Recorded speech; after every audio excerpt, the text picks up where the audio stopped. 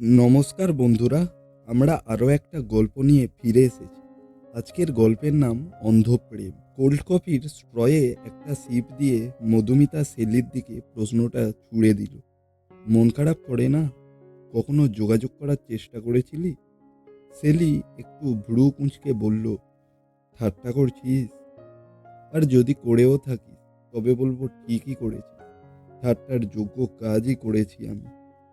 মধুমিতা সেলির এইভাবে কথা বলার ধরনের সাথে বহু বছর আগে থেকে পরিচিত। এরপরেই ঠোঁট ফুলে আর চোখ জলে ভর্তি হয়ে আসবে। কলেজে ঢুকে আলাপ, সেই থেকে আজ 30-এর কোঠায় পৌঁছেও সমানভাবে অটুট রয়ে গেছে তাদের বন্ধুত্ব। মধুমিতা তাড়াতাড়ি বলে উঠল, আরে ঠাট্টা করতে যাব কেন? তোকে তো সিরিয়াসলি জিজ্ঞাসা করলাম, তোর কি মন কেমন করে না শ্যামলের জন্যে? সেলি ঠোঁটটা টিপে কফি শপের উপরে প্রাচীনতম ঘূর্ণায়মান ফ্যানটা দেখতে দেখতে বলল, মনটা তো অনেক কিছুর জন্যই কেমন করে। রোজ সকালে ফোনে সুপ্রভাত মেসেজ, সারা দিনে 10-12 বার ফোন করে কি করেছে তার রুটিন বলা, আমাকে যে ভালোবাসে তা 12-20 বলা, সব কিছুর জন্যেই তো মনটা কেমন করে। হঠাৎ করে মুছে নিঃশেষ হয়ে গেল যে এই জীবন থেকে সে ধাক্কা সামলে 2 বছর পার করে দিলাম, তা বলে কি মন কেমন কড়াও মুছে গেছে? মধুমিতা চোখটা জ্বালা করে উঠল। ও বুঝতে পেরেছে সেলির কোথায় লেগেছে, কিন্তু ও আঘাত করতে চায়নি। ওর মনে হলো সেলি অনেক দূরে বসে আছে। বাইরের জানালার দিকে তাকিয়ে সেলি বলল, তোরা জানিস যে আমি শ্যামলকে ছেড়ে দিয়েছি? না ভুল করেছি? শ্যামল আমাকে ছেড়ে চলে গেছে সেটা কি জানিস? কারণটা লজ্জায় কাউকে বলতে পারিনি, এমনকি তোকেও কখনো বলা হয়নি। চল একবার আমার সাথে ওয়াশরুমে। এই বলে মধুমিতার হাত ধরে টান দিল।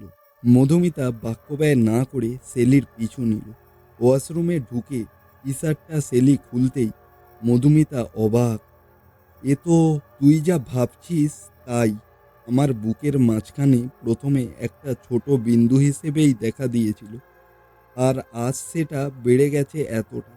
আর কদিন পর গলার কাছে চলে আসবে, তখন তা লুকোতে পারবো না। তখন হয়তো লোকে ঘৃণায় মুখ ফিরিয়ে নিয়ে চলে যাবে, যেভাবে শ্যামল চলে গেছে। শেষের কয়েকটা কথা সেলি বলতে পারল না, চোখের জল লোকাতে গিয়ে। মধুমিতা সেলির চোখের জল মুছিয়ে টি শার্টটা পরিয়ে দিতে দিতে বলল, যে তোকে এই সামান্য কারণের জন্যে ছেড়ে চলে গেছে তার ভালোবাসা খাঁটি ছিল না। আজ তোর অন্য কিছু হলেও এইভাবে ছেড়ে চলে যেত। সেটি তোর দেহে হয়েছে, কিন্তু শ্যামলের যে মনটা সেটিতে পরিপূর্ণ। কষ্ট পাস না, মনে হয় যা হয়েছে ভালোই হয়েছে। না, কষ্টটা অন্য জায়গায়।